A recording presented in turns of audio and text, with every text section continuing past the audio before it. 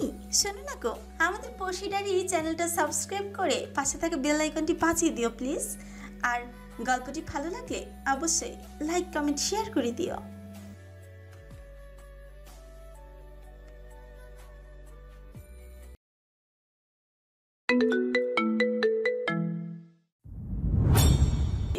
দেখতেই সব পরীক্ষা শেষ, এখন শুধু আর দুটো পরীক্ষা বাকি আছে।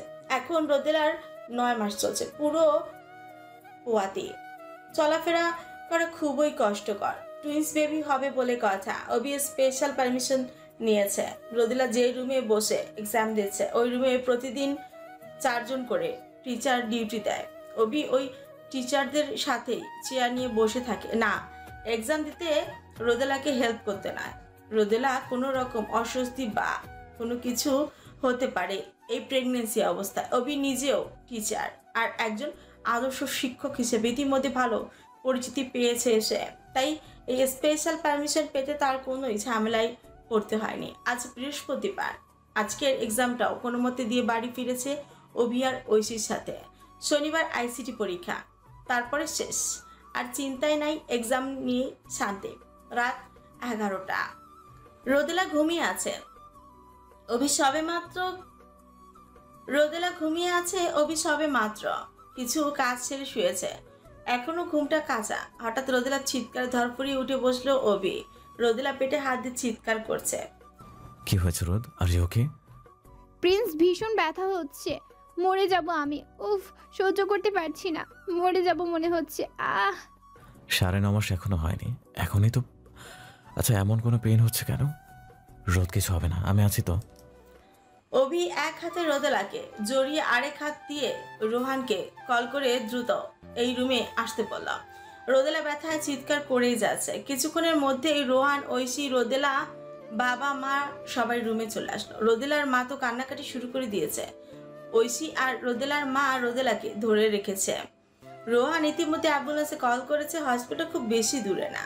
অভি রোদেলাকে কোলে নিয়ে ছুটলো নিচে। অ্যাম্বুলেন্সের অপেক্ষা না করে নিজের কারে বসে পড়লো অভি। রোহান ড্রাইভিং সিটে বসে গাড়ি স্টার্ট দিল। 5 মিনিটের মধ্যে হসপিটালে পৌঁছে গেল ওরা। রোদেলাকে ওটিতে নেওয়া হয়েছে। ওটির বাইরে রোহান, অভি পায়চারি করছে। এরই মধ্যে ঐশী, রোদেলার বাবা মাও হসপিটালে চলে এসেছে। রোদেলার মা চেয়ারে বসে ক্রমাগত কান্না করে যাচ্ছে। ঐশী ওনাকে সামলাচ্ছে। রোদের বাবা অতিরিক্ত চিন্তায়, প্রেশার বেড়ে যাওয়ায় তাকে পাশের একটা কেবিনে শিফট করা হয়েছে। রোহান ওর বাবার কাছে এখন ওটির লাল বাতি জ্বলছে। 1 ঘন্টার কাছাকাছি হয়ে গেল। ভেতরে কি হচ্ছে, রোদেলা কেমন আছে কিছুই বুঝতে পারছে না অভি। সে ক্রমাগত পায়চারি করেই যাচ্ছে। হঠাৎ কাঁধে কারোর হাতের ছোঁয়া পেয়ে থেমে গেল অভি। পেছনে ঘুরে দেখে অর্ক দাঁড়িয়ে। ঐশী অর্ককে ইনফর্ম করেছে, চিন্তা করিস না অভি, সব ঠিক হয়ে যাবে, আল্লাহর ওপর ভরসা রাখ। কিন্তু রোদেলার তো এখনো ডেট হয়নি, তাহলে এখন কেন লিভার পেইন উঠলো? রোদকে যে ডক্টরের আন্ডার রেখেছিলাম উনি বলেছেন সব নর্মাল, টুইন বেবি হবে। এখন লিভার পেন ওঠা অস্বাভাবিক কিছু না। 9.5 মাসের কাছাকাছি, মাত্র তো 9 দিন বাকি ছিল। টেনশন হচ্ছে অর্ক, না জানি ওর কি অবস্থা। 1 ঘন্টা হতে চললো, এত টাইম লাগে নাকি? আল্লাহ রোদকে সেফ কর, আর কিচ্ছু চাই না। দোয়া দরুদ পড়, আল্লাহকে ডাক, চিন্তা করিস না। আরো 15 মিনিট পর ওটি লাল বাতি নিভলো। 2 জন নার্স তোয়ালে জড়ানো 2টো বাচ্চাকে নিয়ে বের হলো। সিস্টার, আমার ওয়াইফ ঠিক আছে তো? আগে বেবিদের নিন। আগে বলুন আমার ওয়াইফ কেমন আছে, হাউ ইজ শি? অভি চিৎকারে নার্স দুটো একটু ভয় পেয়ে গেল। স্যার, আপনার ওয়াইফ ঠিক আছে, একটু পর কেবিনে দেয়া হবে। অভি স্বস্তি নিঃশ্বাস ছাড়ল। এতক্ষণ শ্বাস নেওয়া ভুলে গেছিল যেন। স্যার, আপনার ছেলে মেয়েকেই নিন। অভি তোয়ালে জড়ানো একটা বাচ্চাকে কোলে নিল, এটা ছেলে। ঐশী নার্সের থেকে দ্বিতীয় বাচ্চাটা কোলে নিল, ওটা মেয়ে। ওটি রুম থেকে 2 জন ডক্টরস গ্লাভস খুলতে খুলতে বের হলো। স্যার, আসলে আপনার ওয়াইফের আরও 1 ব্যাগ রক্তের প্রয়োজন। আমাদের ব্লাড ব্যাংকে ও পজিটিভ রক্ত যা ছিল দিয়েছি, আর নেই। হোয়াট? রোদ ঠিক আছে তো? স্যার, চিন্তা করবেন না, আপনার ওয়াইফ একদম ঠিক আছে, শুধু আর 1 ব্যাগ রক্ত প্রয়োজন। আমরা তাকে কেবিনে শিফট করে দিয়েছি, কিছুক্ষণের মধ্যেই 1 ঘন্টার মধ্যে সেন্স ফিরবে। আপনারা ব্লাডের ব্যবস্থা করুন। আমার ও পজিটিভ, আমি রক্ত দিচ্ছি। রোদেলা টিপ টিপ করে চোখ খুলে নিজেকে হসপিটালের বেডে আবিষ্কার করলো পেটের দিকে জ্বালা করছে, মুখ থেকে আর্তনাদ বের হলো মৃত। রোদেলা, মা ঠিক আছিস তুই? রোদেলার আম্মু রোদেলার মাথায় হাত দিয়ে হ্যাঁ, পেটে একটু ব্যথা করছে আর হালকা চিনচিন জ্বলুনি হচ্ছে। রোদেলা এদিক ওদিক তাকাচ্ছে শুধু। রোদেলা সিজার করা হয়েছে না, কাটা জায়গায় একটু একটু ওরকম হবেই, ঠিক হয়ে যাবে। আম্মু উনি কোথায়? এতক্ষণ এখানেই ছিল, মাত্র বের হলো। অভির বন্ধুরা এসেছে, ডেকে দিচ্ছি, দাঁড়া। রোদেলার আম্মু কেবিন থেকে বেরিয়ে গেল আর একটু পরে অভি দু হাতে দুটো বেবি নিয়ে ঢুকলো। আমাদের বেবি? দেখো একদম তোমার মতো হয়েছে মেয়ে বাবুটা। অভি মেয়ে বাবুটাকে রোদেলার পাশে শুয়ে দিল। রোদেলা বেডের পাশের চুলটা টেনে নিয়ে ছেলে বাবু কোলে নিয়ে বসলো। রোদেলা হাত দিয়ে বাবুটাকে আদর করছে, ছোট্ট ছোট্ট হাত পা কত সফট, ফুটফুটে বাচ্চা। অভি মেয়ে বাবুটাকে কোলে নিয়ে ছেলে বাবুটাকে রোদেলার কাছে দিল। রোদেলা ছেলে বাবুটাকেও আদর করলো। একজন ডক্টর এসে চেক আপ করে বাচ্চা দুটোকে ফিডারিং করাতে বলে চলে গেল। রোদেলার আম্মু আর ঐশীকে ডেকে বাচ্চা দুটোকে দিয়ে ফিডারিং করানোর জন্য কথা বলে কেবিন থেকে বেরিয়ে গেল। সাজিদ, অর্ক, রোদেলার বাবা রোহান এসে রোদেলার সাথে দেখা করে গেল। হসপিটালে 4 দিন থাকতে হবে। একজন নার্স এসে রোদেলাকে কিছু ইঞ্জেকশন পুশ করে দিল। ঘুমের ঔষধ ছিল ওর সাথে, তাই রোদেলা ঘুমিয়ে পড়ল। অভি রোদেলার বাবা মা আর ঐশীকে বাড়ি চলে যেতে বলেছে। শনিবার আইসিটি পরীক্ষা আছে, পড়তে হবে। রাতের বেলা অভি বাচ্চা দুটোকে নিয়ে রোদেলার কেবিনেই থেকে গেল এক্সট্রা বেডের ব্যবস্থা করে। পরদিন শুক্রবারে নেহা, রিয়ার হাজবেন্ড ইমন, কাফি সবাই এসেছিল রোদেলাকে দেখতে। সামিয়া ও সাজিদের সাথে এসে দেখা করে গেছে। ঐশীও 2 বার এসে দেখে গেছে। রোদেলার আম্মু সকালে আর দুপুরে খাবার নিয়ে এসেছিল রোদেলার জন্য, কারণ ও শক্ত খাবার খেতে পারবে না। নরম ভাত, তাও ঝাল ছাড়া, উইদাউট সুগার, সুজি, এগুলো খেতে বলেছেন ডক্টর। অভি সবাইকে বাড়ি চলে যেতে বলেছে। রাতেও একাই থাকবে রোদেলার সাথে। রাতে অভি আস্তে ধীরে বেডের সাথে বালিশ দিয়ে রোদেলাকে হেলান দিয়ে বসিয়েছে যাতে পেটে চাপ না লাগে। রোদেলা মেয়ে বাবুটাকে ফিডারিং করাচ্ছে আর পাশের বেডে অভি ছেলে বাবুটাকে নিয়ে বসে আছে। ছেলে বাবুকে আগেই ফিডারিং করিয়েছে। আচ্ছা প্রিন্স, এদের দুজনের মধ্যে বড় কে? ডক্টর তো বলেছেন আগে ছেলে হয়েছে, তারপর মেয়ে। 25 মিনিটে ছোট বড়। ও আচ্ছা, আমি নাম ঠিক করেছি ছেলে বাবু। তাই? ছেলের নাম হলো রওশন। এবার মেয়ে বাবুর নাম তুমি রাখো, কারণ মেয়ে বাবুর নাম তার বাবা রাখে। রিকিয়া। মেয়ের নাম হবে রিকিয়া চৌধুরী আর ছেলে রওশন চৌধুরী। সুন্দর হয়েছে। প্রিন্স রিকিয়া তো ঘুমিয়ে পড়েছে, শুধু ওকে শুইয়ে দিতে হবে। দাও। রওনা ঘুমিয়ে গেছে। অভির নিজের জন্য আনা বেডে রিকিয়া আর রওশনকে শুয়ে দিল। ঘুম পাচ্ছে? না, ঐশী কই? বাড়িতে থাকতে চেয়েছিল, আমি পাঠিয়ে দিলাম। কালকে তো আইসিটি পরীক্ষা, পড়তে হবে। একটা কথা বলি? বলো। আমি পরীক্ষা দিতে চাই। Are you crazy? কিভাবে পরীক্ষা দেবে তুমি এই অবস্থায়? ঠিক করে বসতেই পারছো না, এভাবে জাস্ট ইম্পসিবল। নর্মাল ডেলিভারি হলে একটা কথা ছিল, কিন্তু সেটা তো হয়নি। এই অবস্থায় কলেজে যেতেই পারবে না। প্লিজ কিছু একটা করো। অনেক মানুষই তো হসপিটাল থেকেও পরীক্ষা দেয়, সিকিউরিটিও সহকারে। প্রয়োজনে আমি এখানে শুয়ে থেকে পরীক্ষা দেব, তবুও পরীক্ষা দিতে চাই প্লিজ। রোদ, এত কষ্ট করতে হবে না। সামনের বছর না হয় পরীক্ষা দিও। তুমি তো আমার সমস্ত ইচ্ছে স্বপ্ন সব পূরণ করেছো, কিন্তু আমি তোমার জন্য কিছুই করতে পারিনি। তোমার তো ইচ্ছে ছিল তাই না, আমি যাতে ইন্টার্নি দেই, ভালো রেজাল্ট করি। আমি তোমার এই ইচ্ছে পূরণ করব। আমি দেব পরীক্ষা, সব কয়টাই দিয়েছি, শুধু এই একটা সাবজেক্টের পরীক্ষাই বাকি। একটা সাবজেক্টের জন্য আমি আমার 1 বছর লস দিতে পারবো না। প্লিজ না করো না। আমি এখানে এই হসপিটালের বেডে শুয়ে থেকে পরীক্ষা দেব, তবু আমি পরীক্ষা দেবই। I request you please Prince, please. ঠিক আছে, ভেবে দেখবো। ঘুমিয়ে পড়ো এখন। না, আমি পরীক্ষা দিব, এটাই শেষ কথা। তুমি সব ব্যবস্থা করো, আর আমি এখন পড়তে চাই। হোয়াট রোদেলা, তোমার ঘুমের প্রয়োজন, ঘুমাও তুমি। সব পড়াই আছে, শুধু রিভাইজড করব একবার। পরীক্ষা 10টায়, আমি সকাল 8টার দিকে বই এনে দিবনে, তখন রিভাইজ দিও। এখন ঘুমাও। প্রমিস তো? প্রমিস।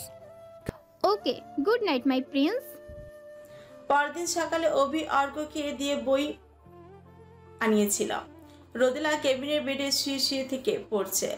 অভি কলেজে থেকে সব ব্যবস্থা করতে কেবিনে এখন রোদেলার সাথে রোদেলার আম্মু আর সামিয়া রয়েছে। ওরা বাচ্চা দুইটাকে সামলাচ্ছে। 10টার দিকে পরীক্ষা শুরু হলো। একজন পুলিশ, 2জন টিচার কেবিনে রয়েছে। অভিও আছে সাথে। পুলিশ থাকার কারণ কোনো মতেই যেন শিক্ষার্থী চিটিং করতে না পারে। রোদেলা বেডে হালান দিয়ে বসে পায়ের উপর একটা বালিশ নিয়ে আনসার পেপারে আনসার লিখছে। রোদেলার আম্মু আর সামিয়া বাচ্চা নিয়ে কেবিনের বাইরে আছে। যথারীতি 3 ঘন্টা পরীক্ষার পর টাইম শেষ হতেই মোতায়েন করা টিচাররা রোদেলার থেকে খাতা নিয়ে নিল। এই অবস্থায় পরীক্ষা দেওয়ার জন্য তারাও রোদেলার মাথায় হাত বুলিয়ে দোয়া করে গেল। 3 মাস পর রোদেলার রেজাল্ট বের হলো। রোদেলা 4.78 পেয়েছে, ঐশী A+, রিয়া 4.34, নেহা 4.66। রেজাল্ট নিয়ে রোদেলার মন খারাপ করলে অভি বেশ খুশি হয়েছে, কারণ সবার মাথার ব্রেন এত স্ট্রং হয় না। রোদেলা ফিজিক্সে যেই পরিমাণে দুর্বল ছিল, তবু এতটা ভালো রেজাল্ট করেছে, এটাই অনেক। ফিজিক্স, আইসিটি আর ইংরেজি একটু খারাপ হওয়ায় এই পয়েন্টই এসেছে রোদেলা। 10 বছর, অনেক কিছু বদলে গেছে। এই 10 বছরে রোদেলার বাবা মারা গেছে, মা বিছানায় শয্যাশায়ী। সন্ধ্যাবেলা রোদেলা কিচেনে রান্না করছে, রিখিয়া আর রোশান পড়তে বসেছে। অভি একটু বাইরে গেছে রোদেলার আম্মুর জন্য মেডিসিন কিনতে। নেহা আর রোহানের 6 বছরের একটা মেয়ে হয়েছে, নাম মিথিলা। মিথিলাও রোশান আর রিখিয়ার সাথে পড়তে বসেছে। কিরে, কালকে তো ঐশী আসবে তাই না? বিচ্ছুটা আসবে তো? আসবে তো। সামি, ঐশী আর অর্কের 8 বছরের ছেলে, এর জন্যই তো আশা।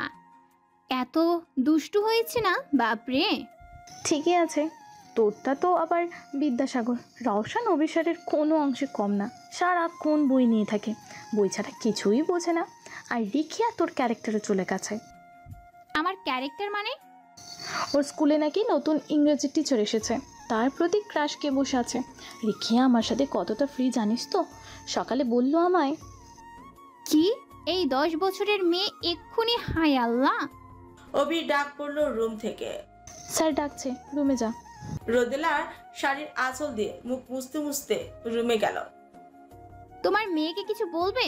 কেন, কি হয়েছে? গার্লস স্কুলে ভর্তি করো তোমার মেয়েকে। 10 বছরের বয়স, দুধের দাঁতই পড়েনি সেই মেয়ে কিনা ওর স্কুলের নতুন ইংরেজি টিচারকে লাইন মারছে, ক্রাশ খাচ্ছে। জল বেশি দূর গড়ানোর আগেই লাগাম দিতে হবে। ছেলেটা কত ভদ্র, সারাক্ষণ পড়াশোনা নিয়েই ব্যস্ত থাকে। আহা, সোনার টুকরো ছেলে আমার। আর মেয়েটাকে দেখো, বিয়াদে মেয়ে, পড়াশোনার বালাই নেই, সারাক্ষণ টিভিতে কার্টুন দেখবে। আজকাল স্কুলে রেগুলার যাচ্ছে। তাই তো বলি, যে মেয়ে স্কুলে যাওয়ার কথাই শুনলেই জ্বর আসে, সেই মেয়ে এখন স্কুলে যাওয়ার জন্য নাচে কেন? কার মেয়ে দেখতে হবে তো, মায়ের গুণ পেয়েছে। আমার ছেলে আমার মতো পড়াশোনা নিয়েই থাকে, আর মেয়েটা একদম মায়ের মতো। তুমি কি করতে ভুলে গেছো? কি বললে মানে? আমি রিখিয়ার মতো ওই বদমাইশ ছেলে তোমাকে তো? রোদেলা ঝাড়ু নিয়ে অভির পেছনে দিল তোর। আজ অভিরে বাঁচাই কে? ওরা ওদের মতো ভালো থাকুক, দোয়া করবেন সবাই অভি আর রোদেলার জন্য। মেয়ে রিখিয়া জামা কাপড়গুলো ধোয়ার জন্য ঝুড়ি থেকে ময়লা কাপড়গুলো বের করছে রোদেলা। কাপড়ের ঝুড়ির নিচে দিকে বেশ কয়েকটা ভাঁজ করা কাপড় দেখে কৌতূহলবশত সেগুলো হাতে নিল সে। কাপড়গুলো ফ্লোরে রেখে একটা কাগজ খুলে দেখে সেখানে লেখা, স্যার আপনাকে আমার সেই লাগে, প্রথম দিন থেকেই আপনাকে দেখে সেই লেভেলের ক্রাশ খাইছি। চোখ বন্ধ করলে আপনার মুখ ভেসে ওঠে। আপনাকে আমার অনেক পছন্দ স্যার। আমার মতো আপনিও কি আমায় পছন্দ করেন? নিচের 12 বছরের মেয়ের লেখা লাভ লেটার চোখে পড়তে বড় বড় চোখ হয়ে গেল রোদেলার। আরেকটা কাগজ খুলে দেখলো সেখানেও লেখা, স্যার আপনি আসলেই একটা ভিলেন টিচার। আপনাকে দেখতে দেখতেই তো পড়ায় মনোযোগ দিতে পারি না। আপনি আমার ভালোবাসা না বুঝে পড়া না পাবার জন্য আমাকে এইভাবে মারতে পারলেন। এই তো দেখি যার জন্য করি চুরি সেই বলে চোর। তবে আপনি আমাকে মারেন, শাস্তি দিন, যা খুশি করেন, রাগলে কিন্তু আমাকে সেই দেখায়। মনে হয় টুকুস করে লাল নাকটাতে কামড় দিই। আমি তো আপনাকে দেখার জন্যই ক্লাসে আসি ভাইয়া, আর আপনার ভয়ে আপনাকে মনের কথা বলতে পারি না। একটু বুঝে নিলেই তো পারেন। আপনি সত্যিই নিরামিষ, ভালোবাসা বুঝেন না। আপনার দেওয়া মায়েরগুলোতে আমার একটুও ব্যথা লাগে না স্যার। আমি সেটা ভালোবাসা হিসাবে গ্রহণ করলাম। কবে যে আপনাকে নিজের মনের কথাগুলো জানাতে পারবো। আপনি অন্য কোথাও বিয়ে করবেন না স্যার, প্লিজ। আপনি এটা করলে আমি হারপিক না না না না ভীম না না না না এক বস্তা চিনি খেয়ে আত্মহত্যা করব। এরকম আরো অনেকগুলো চিরকুট রয়েছে। রোদেলা সেগুলো আর পড়লো না। রাগে গজগজ করতে করতে রিখিয়ার রুমে গেল। গিয়ে দেখে রিখিয়া খাতায় কি যেন লিখছে। রিখিয়া কি করছো তুমি? রোদেলা গলা শুনে রিখিয়া তাড়াতাড়ি খাতা বন্ধ করে রোদেলার দিকে তাকিয়ে মুখে হাসি টেনে পড়ল, কিছু না আম্মু, অঙ্ক করছিলাম। খাতা দেখাও আমাকে, কি লিখছো দেখবো। তুমি ওসব বুঝবে না আম্মু, আমি বীজগণিত করছিলাম। তুমি কি এসব বোঝো বলো? রিখিয়া মুখে মুখে তর্ক না করে খাতা দেখাও, না হলে তোমার বাবাকে বলতে বাধ্য হব। বাবাকে বললে বাবা তোমাকেই ধমকাবে। তুমি নিজে পড়তে বসো না, আমাকেও পড়তে দিচ্ছ না। পড়ার সময় ডিস্টার্ব করা ভালো কাজ না আম্মু। আমাকে ডিস্টার্ব করো না তো, ভুল হয়ে যাবে। তাই না? আচ্ছা তোমার বাবা আসুক আজকে, তারপর দেখো কি করি তোমার। বেয়াদব মেয়ে, মায়ের মুখে মুখে তর্ক করা, কি ধরনের অসভ্যতা এগুলো। বলে ঘর থেকে বেরিয়ে গেল রোদেলা। ড্রয়িং রুমের সোফায় বসে কল করলো অভিকে। অভি কল রিসিভ করতে রোদেলা বলতে শুরু করলো, প্রিন্স কোথায় আছো তুমি? তাড়াতাড়ি বাড়ি আসো। কি হয়েছে রোদ? রেগে আছো মনে হচ্ছে। তুমি কোথায় সেটা বলো। আমি তো অফিসে আছি, আজকে ফার্স্ট ইয়ারের বেসিক ক্লাস নিয়েছি। বিকেল হয়ে গেছে, এখনো কিসের ক্লাস? বাড়ি আসো তুমি। রোদ বাচ্চামি করো না, স্বভাব চেঞ্জ করো। আমি ক্লাসে ঢুকবো, রাখছি। আম্মু চিৎকার করছো কেন? বাড়িতে এভাবে চেঁচামেচি করলে লোকে কি বলবে? আমার পুরো ডিস্টার্ব হচ্ছে, আস্তে কথা বলো। রওশন নিজের রুম থেকে বেরিয়েছে। তোরা কি শান্তিতে রেখেছিস আমায়? আমি পাগল হয়ে যাব। কি হয়েছে আম্মু, কোনো সমস্যা? রোদেলার পাশে বসে, আমাকে একটা কথা বল তো, তোরা দুই ভাই বোন কি একই জায়গায় প্রাইভেট পড়িস? হ্যাঁ, কেন? কিভাবে যে বলি তোকে বিষয়টা, শোনা রে। এইটা বল, কোনো ইয়াং স্যার আছে তোদের প্রাইভেট বা স্কুলে? হঠাৎ এসব কথা কেন জিজ্ঞাসা করছো আম্মু? কি হয়েছে তাড়াতাড়ি বলো, আমার অনেক পড়া আছে। এই এক ছেলে হয়েছে, বাবার মতো সবসময় পড়া পড়া করে, ভাবতেই অবাক লাগে। একে আমি জন্ম দিয়েছি। আচ্ছা বলতে হবে না, থাকো। শোনো আম্মু, আস্তে ধীরে কথা বলো, আমার স্টাডিতে সমস্যা হচ্ছে। এই দাঁড়া, বলে যা আমাকে কোনো ইয়াং টিচার আছে কি না। আমরা তো শুধু বাইরে ম্যাথ প্রাইভেট পড়ি, স্যার অনেক বয়স্ক। আর স্কুলে দুই ইয়াং স্যার রয়েছে, নীল স্যার আর সঞ্জিত স্যার। আর কিছু বলবে? না, যা পড়তে বস, পড়ে পড়ে উদ্ধার কর আমাকে। বলে রোদেলা ময়লা কাপড়গুলো নিয়ে ওয়াশরুমে চলে গেল। কাপড়গুলো বালতিতে ভিজিয়ে নিজেও ফ্রেশ হয়ে নিল। তারপর বোরকা পরে রেডি হয়ে রওশনের রুমে গিয়ে দেখে রওশন ম্যাথ করছে। রওশন, আমি বাইরে যাচ্ছি, রিখিয়াকে দেখিস একটু, মেয়েটা বড্ড পাজি। এই অসময় কোথায় যাচ্ছ তুমি? পড়া নেই তোমার? মরতে যাচ্ছি, মরতে। এত প্রশ্ন করিস কেন? বাবা ছেলে আমাকে পাগল করে ছেড়ে দিবে। দুইটা বাচ্চার মা আমি, এখনো পড়াশোনা করতে হয় আমাকে। কপাল, সবই কপাল। ক্লাস শেষ করে অফিসে ঢুকে রোদেলাকে দেখে বিরক্ত হয়ে বলল অভি, এই সময় তুমি এখানে? কেন, আমি আসায় খুব সমস্যা হয়ে গেল নাকি? মেয়েগুলো জেনে যাবে তুমি ম্যারিড, এই ভয় পাচ্ছ? শাট আপ, সবাই জানে আমার দুইটা বাচ্চা আছে। আজে বাজে কথা বন্ধ করো। পড়া নাই তোমার, এখন এখানে কেন তুমি? কিছুদিন পর তোমার মাস্টার্স পরীক্ষা, পড়াশোনা না করে ঘুরে বেড়ালে চলবে?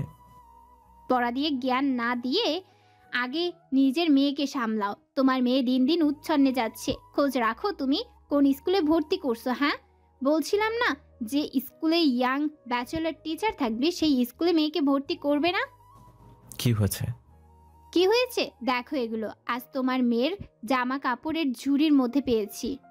রোদেলার দিকে রাগে দৃষ্টিতে তাকিয়ে অভি কাগজগুলো নিয়ে পড়তে শুরু করলো। অর্ক বাইরে থেকে অভির রুমে এসে রোদেলাকে বলল, রোদ ঐশী আজকে আসবে না। মিথিলার পরীক্ষা শেষ করে দেন ঢাকা থেকে রাজশাহী ব্যাক করবে, বুঝলে? হ্যাঁ, আমাকে কল করে বলেছে। অভি চিরকুটগুলো সব কটা পড়ার পর রোদেলাকে ধমক দিয়ে বলল, হোয়াট ইজ দিস রোদ? এই সামান্য কারণে তুমি অফিস চলে আসলে? কমন সেন্স নাই তোমার? এটা সামান্য? এত বড় বিষয়কে তুমি সামান্য বলছো? বাড়ি আসলে কি বলা যেত না আমাকে? অর্ক রোদকে বাড়ি ছেড়ে দেয়। লাস্ট ব্যাচের ক্লাস নিয়ে আমি বাড়ি ফিরছি। ওকে। রাত 8টা। 2 বক্স আইসক্রিম আর 1 প্যাকেট কালার পেন নিয়ে বাড়ি আসলো অভি। অভি সবার আগে রওশনের রুমে গিয়ে দেখে রওশন বিজ্ঞান বই পড়ছে। রওশন, এই নাও তোমার কালার পেন্সিল। থ্যাঙ্কস বাবাই, ইংরেজিতে একটা বিষয়ে বুঝতে প্রবলেম হচ্ছে, একটু বুঝিয়ে দাও তো। ওকে, রাতে বুঝিয়ে দিব। আগে বাড়ির বাচ্চাটা তো রেখে আসি।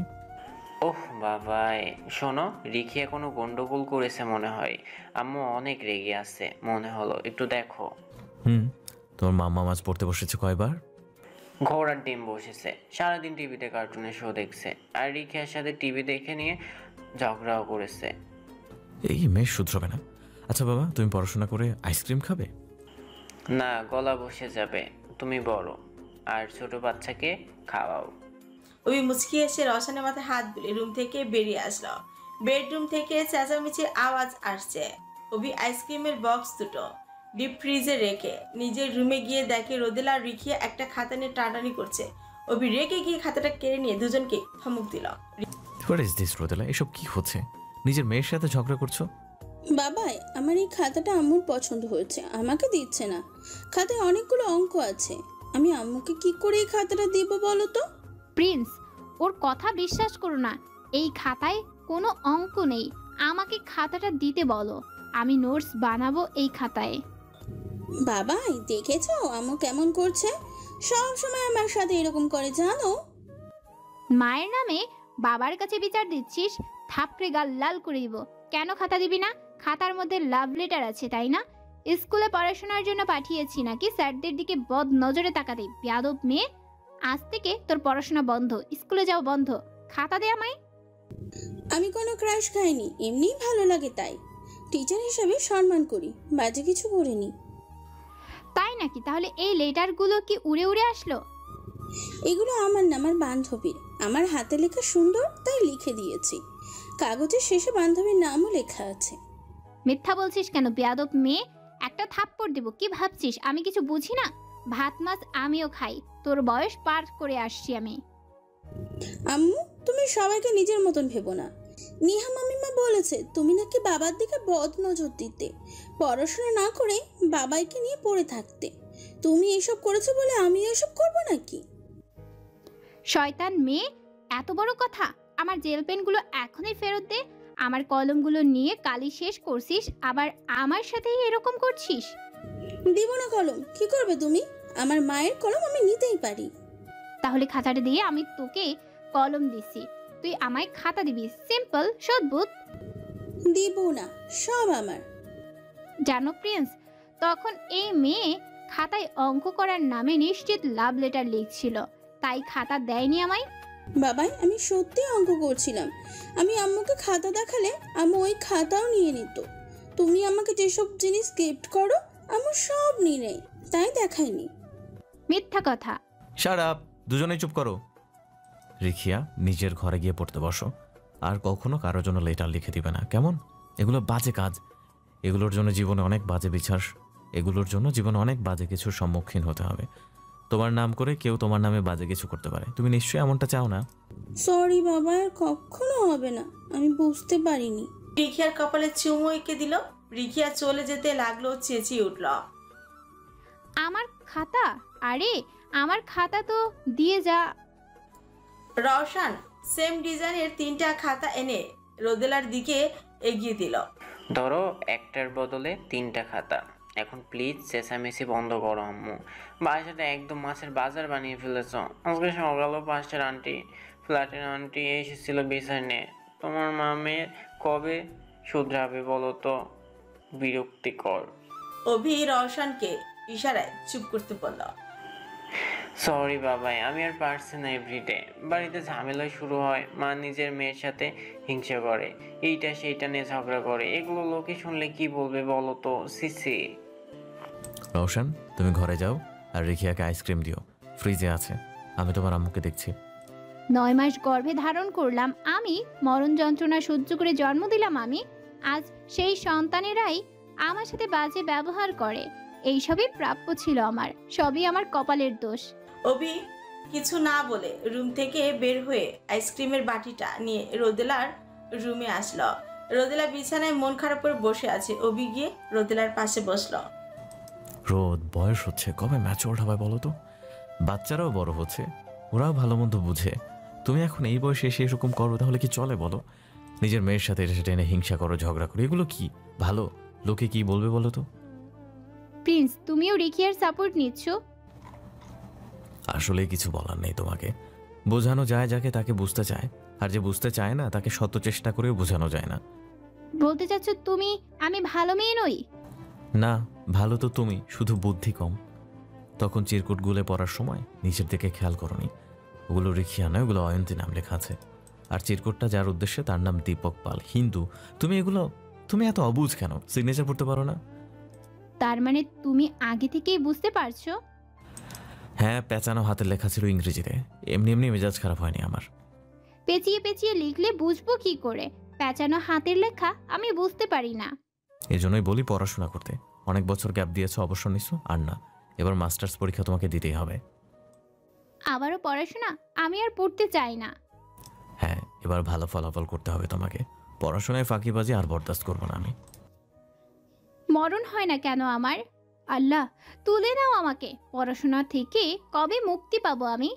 কেউ যেন এমন ভিলেন টিচারকে বিয়ে না করে। সারা জীবন পড়তে পড়তে জীবন শেষ। এমনি কি বলি, ভিলেন টিচার যখন ডেভিল হাজব্যান্ড, নিজের নারী ছেঁড়া সন্তানরাও পড়া করে আমাকে পচায়। যেমন বাপ তার তেমন ছেলে মেয়ে। আল্লাহ বাঁচাও। এই গল্পটিতে আপনাদের অনেক ভালোবাসা পেয়েছি। আমি ভাবতেই পারিনি গল্পটি আপনাদের কাছে এত ভালো লাগবে। তবে এরকম আরও একটি গল্প আসছে, আর সেটা অবশ্যই তামিম ভাইয়া এবং মিষ্টি আপুর ভয়েসে। আর গল্পটি আপনাদের কেমন লেগেছে? আজকে লাস্ট পর্বটুকুর ভিতরে অভির আর রোদেলার ছেলে মেয়েদেরকেও মিল করিয়ে দিলাম। ওদের সন্তান নিয়ে ওরা ভালো থাকুক, আর রোদেলা আর অভির খুনসুটি এমনভাবেই চলুক। আমাদের সবার জীবনে এমন ভিলেন টিচার না আসুক, তবে অভির মতো বর সবার কপালে জুটুক। সবাই ভালো থাকবেন, সুস্থ থাকবেন, আর পড়শিটারির সঙ্গেই থাকবেন। আল্লাহ হাফেজ।